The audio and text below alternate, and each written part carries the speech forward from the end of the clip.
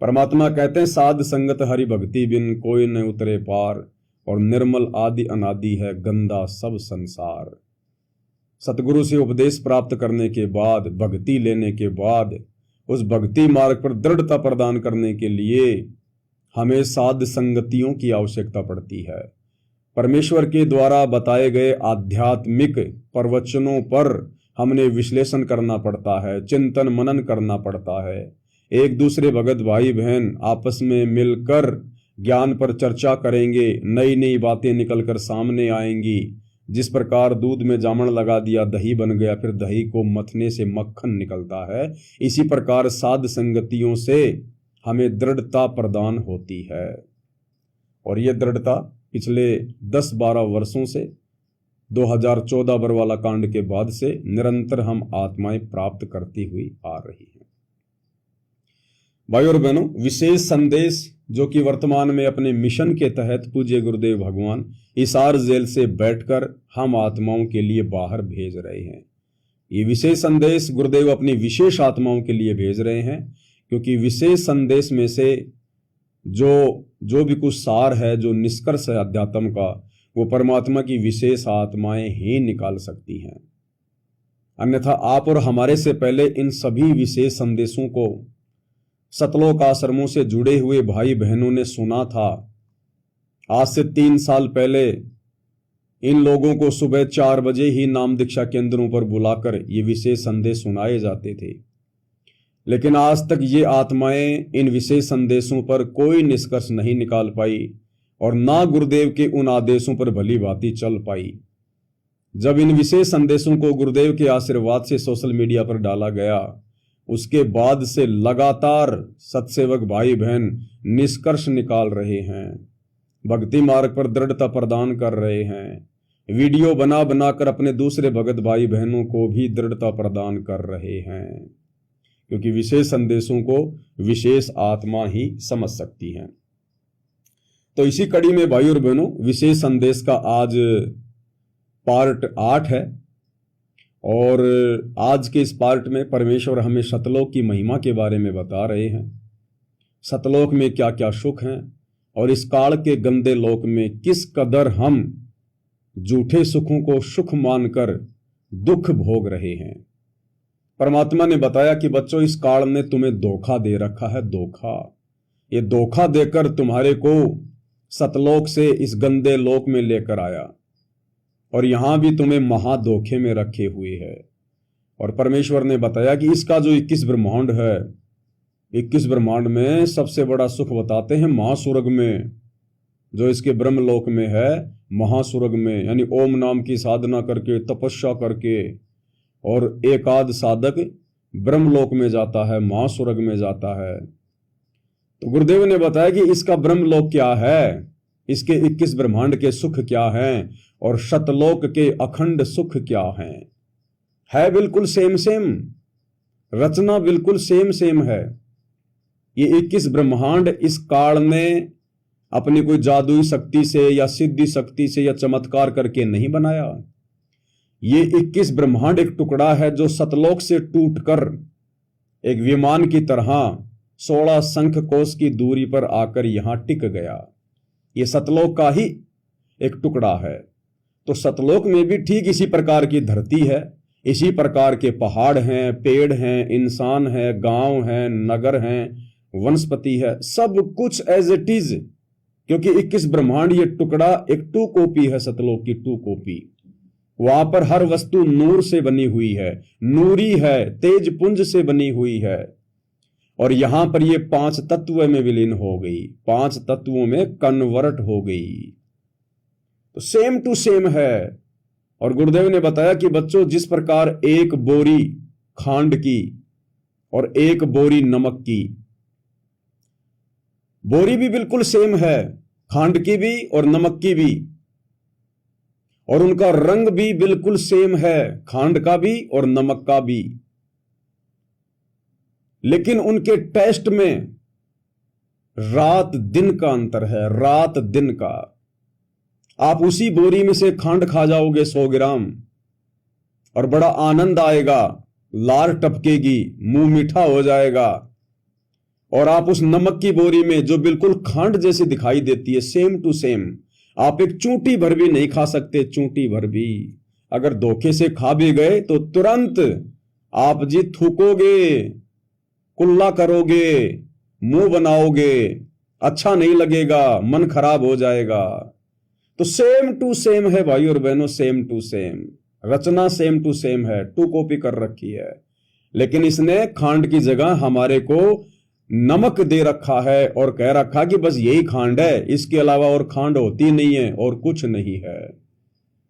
अब परमेश्वर ने आकर हमें सच्चाई बताई, हकीकत बताई, सतलोक के राजा ने, सतलोक के शहंशाह ने, कि बच्चों इसने तुम्हारे को ये नमक की बोरी दे रखी है और तुम्हारे को धोखा दे रखा कि बस यही खांड है।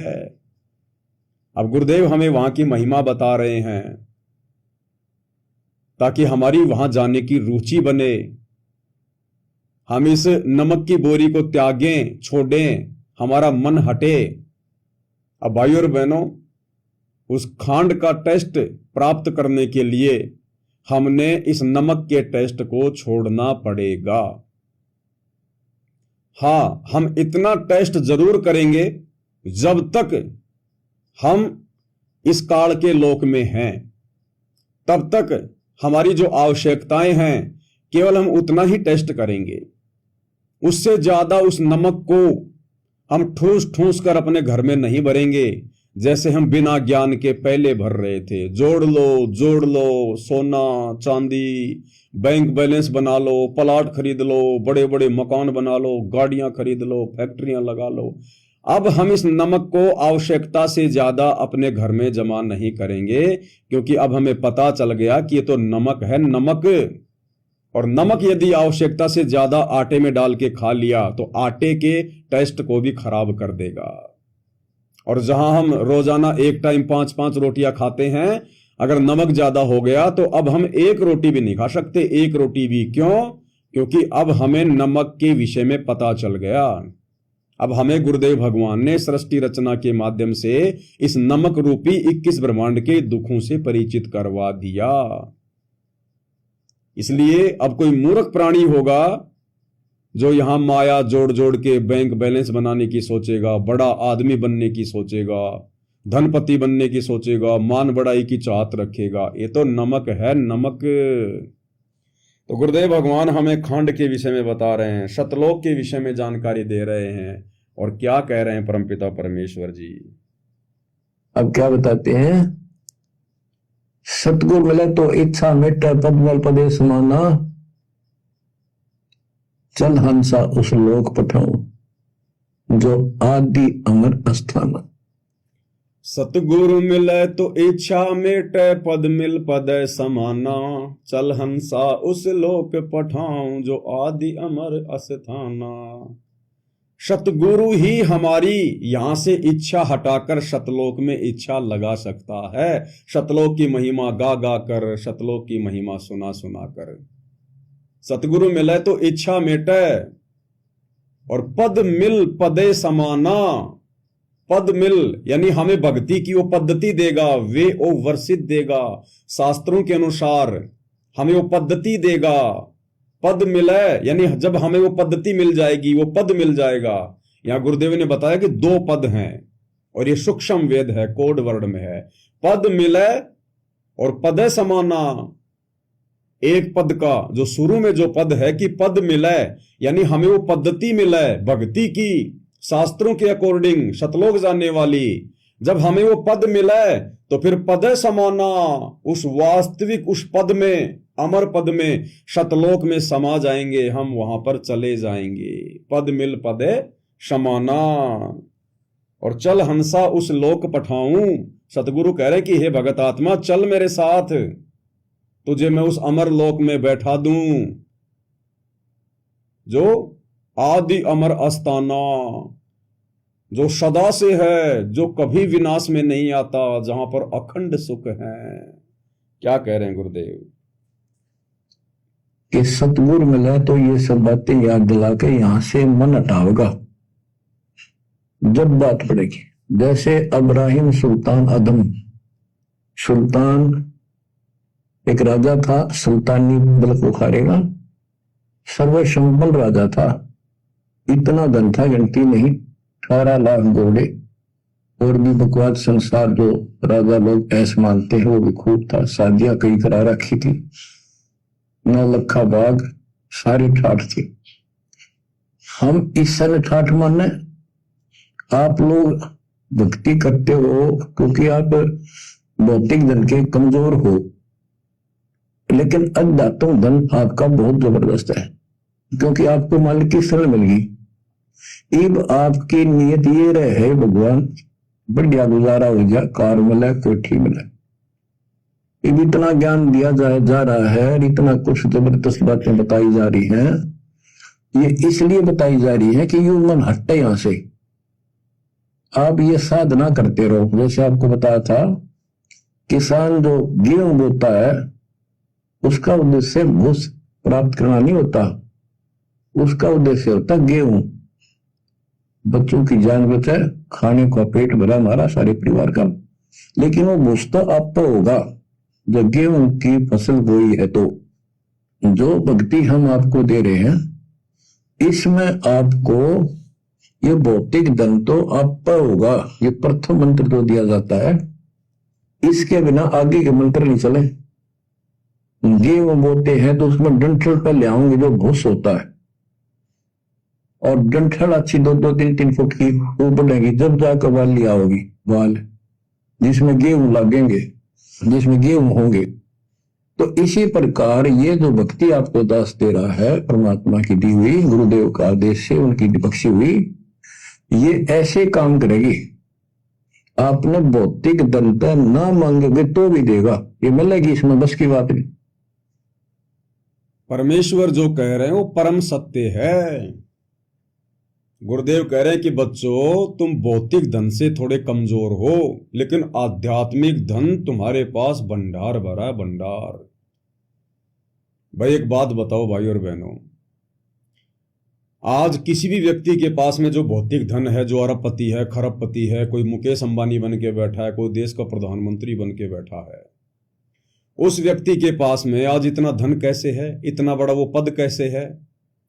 उसके आध्यात्मिक धन के कारण, यानी उसकी भक्ति के कारण ही तो आज वो धनी है, देश का प्रधानमंत्री कोई मंत्री बन के बैठा है। और गुरुदेव क्या कह रहे हैं कि बच्चों तुम्हारे पास में आध्यात्मिक धन बहुत है, लेकिन भौतिक धन इतना नहीं है। भाई जब आध्यात्मिक धन से ही भौतिक धन मिलता है और हमारे भंडार भरे पड़े आध्यात्मिक धन के यानी भक्ति के, फिर भौतिक धन क्यों नहीं है? सांसारिक संपत्ति हमारे पास में फिर इतनी क्यों नहीं है? क्योंकि परमेश्वर ने जानबूझकर हमारे भाग्य में इस आध्यात्मिक धन के साथ साथ जो भौतिक संपत्ति का भंडार था, जो हमें मिलना था इसी जन्म में, परमात्मा ने जानबूझकर उसको कैंसिल कर दिया, जानबूझकर अपने आशीर्वाद से। अन्यथा भाइयों और बहनों, यदि हम उस भौतिक धन के धनी होते तो आज हम भी सेठ होते, बहुत बड़े कोई मंत्री होते, सरपंच होते, बहुत बड़े पैसे वाले होते, फैक्ट्रियां होती। और परमात्मा कहते हैं इस काल के लोक में अगर आप जरा भी कोई छोटा मोटा पद प्राप्त हैं, आपके घर में यदि रोजी रोटी का अच्छा सा बढ़िया सा जुगाड़ है, यदि पहले से आपके माता पिता के माध्यम से या फिर आपने पढ़ लिख के नौकरी प्राप्त कर ली, यदि आपके पास में भौतिक धन होता आवश्यकता से ज्यादा, तो आज तुम भक्ति के नजदीक भी नहीं होते, नजदीक भी। जिस प्रकार आज आप और हम भगत भाई बहन अपने पैसे वाले रिश्तेदारों को, मित्रों को या अन्य लोगों को जो राजकीय पदों पर हैं या बहुत बड़े कोई बिजनेसमैन हैं, गांव का कोई सरपंच है, कोई पार्षद है, चेयरमैन है, जब कोई उसके सामने इस ज्ञान की चर्चा करता है और नाम लेने के लिए बोलता है तो वो आदमी सौपन में भी हाँ नहीं भरता और कहता देखेंगे भाई देखेंगे, अभी नहीं, देखेंगे देखेंगे, क्योंकि उसको वो पद प्राप्त है। तो आप और हमें भी भाई और बहनों इस आध्यात्मिक धन के साथ साथ में भौतिक धन भी प्राप्त होता, लेकिन परमेश्वर ने हमसे भक्ति करवाने के लिए हमें इस काल के जाल में नहीं फंसाया, क्योंकि हम उनकी विशेष आत्माएं हैं। हम युगों युगों से परमात्मा प्राप्ति के लिए दौड़ लगाते हुए आ रहे हैं। साधु सेती मस्करी चोरा नाल खुशाल, मल अखाड़ा जीतेंगे युगन युगन के माल। और फिर गुरुदेव क्या कह रहे हैं कि बच्चों, जो भक्ति अब तुम्हें मिल गई है, अब तुम विश्वास करना, अब तुम्हें भौतिक धन भी मिलेगा। जिस प्रकार एक किसान गेहूं की फसल बीजता है, वो गेहूं क्यों बीजता है? अपनी जीवन रक्षा के लिए, परिवार के पालन पोषण के लिए, अन्न खाने के लिए। उसका मकसद कोई भूष प्राप्त करना नहीं होता, चारा प्राप्त करना नहीं होता है। लेकिन वो गेहूं की फसल तैयार होने से पहले नियम है, पहले आपको भूष मिलेगा, पहले चारा मिलेगा,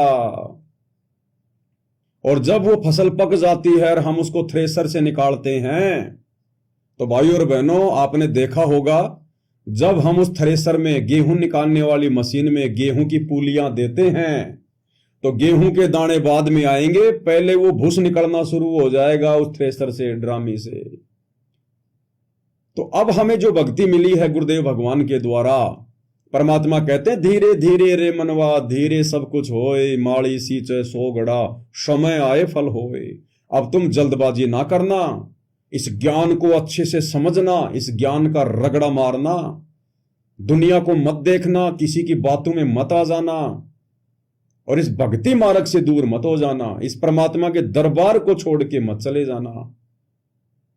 परमात्मा कहते हैं अपनी एक वाणी में कि द्वार धनी के पड़ियार रहे, चाहे धक्के धनी के खा, सो काल झक जोड़ ही पर द्वार छोड़ ना जा।